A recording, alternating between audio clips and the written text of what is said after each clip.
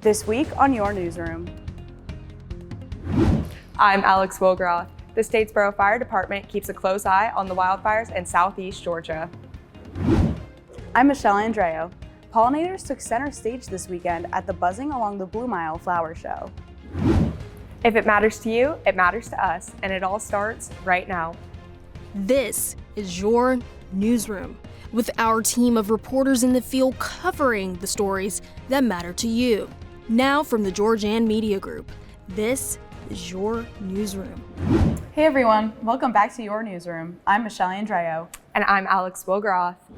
The wildfire burning in South Georgia is no longer just a concern for Brantley County, affecting communities miles away. Statesboro receiving not the flames, but the smoke that has traveled in the air. The smoke has traveled across South Georgia, and Statesboro residents say they can see and smell the difference. Every day we're getting smoke calls, so smoke travels. And because of the humidity, the lack of humidity, sometimes we have very low humidity during the evening, that stuff travels, and because of the winds. So you combine that, that's where a lot of our smoke is coming from. It's just getting pushed up. Local fire departments have stepped in to help. Crews from the Statesboro area have been sent in to help in whatever ways they can to slow down the spread of the fire. Obviously, anytime you have a large fire, you try to go to the next closest agency. So that's kind of how we got the call. And so we basically sent a engine with four personnel and basically responded down there Wednesday afternoon. So we went down there Wednesday afternoon and we've been there since. While the firefighters are fighting the flames on the ground, the smoke that was in the air raised some potential risk questions. Environmental biologist Professor Dr. Lisa Ligi spoke about how the smoke affecting the Statesboro air quality. In particular, particulate matter, tiny particulate matter is really prevalent in smoke. And it's problematic because it's so tiny that it can get sort of deep in your lungs and even get into your bloodstream.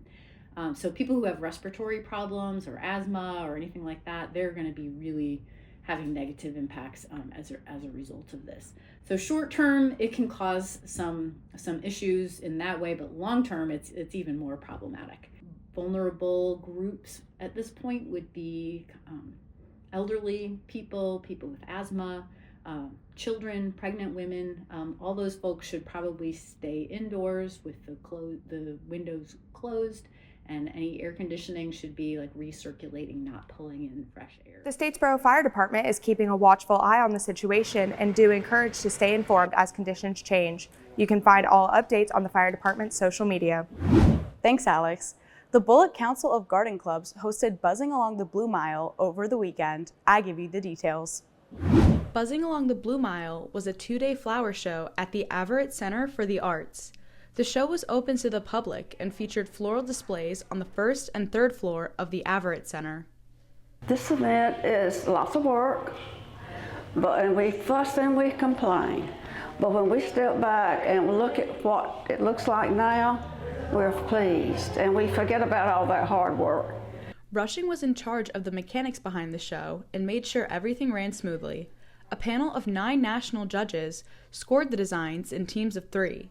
With many participants taking home blue ribbons. The National Garden Club's standard flower show takes place every 2 years, and the event gives community members an opportunity to learn more about the art and science behind horticulture. Reporting for Your Newsroom, I'm Michelle Andreo.